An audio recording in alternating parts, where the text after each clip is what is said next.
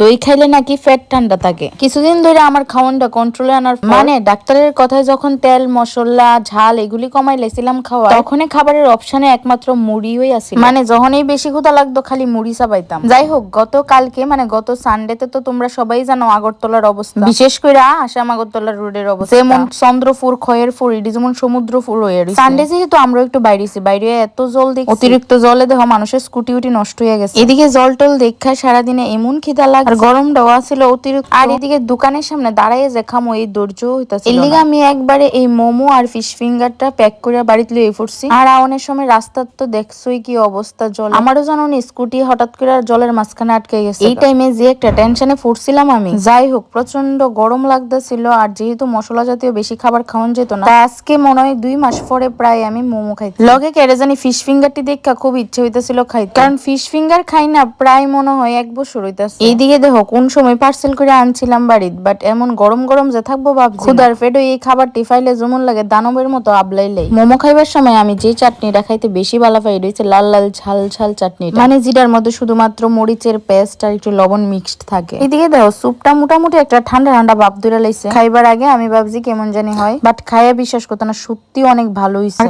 আমার খাওয়ানোর ভাব দেখলেই বুঝবো। তো এই টিফিনটি আমি সন্ধ্যা 6টার সময় করছি। এবার আইও রাত্রের ডিনারে। রাত্রিবেলা আমি কি তা খাইছি, যেহেতু আজকে বাইরের জিনিসটা অনেকটাই খাইয়া লাইছি, মানে যেমন লাগতেছে ফ্যাট ভিতর দিয়ে গরম হয়ে রইছে। তো ফ্যাট ঠান্ডা করবার লিগে প্রথমে লইয়া লাইছি দই। খালি দইটা খাইতে বেশি একটা ভাল লাগতো না, আর ফ্যাটটাও ভরতো না। তাই মারে কইছে আমার আর একটু মুড়ি দিয়া লও, আমি মিক্স করে খাইলাম। বাট বিশ্বাস করো এইসব দই দুধ ইডি আমি আগে ভালো পাইতাম না। আমার যে এই জিনিসটি পছন্দ হইব এটা আগে ভাবছি না, কেমনে কেমনে জানি এখন ভীষণ ভালো লাগে।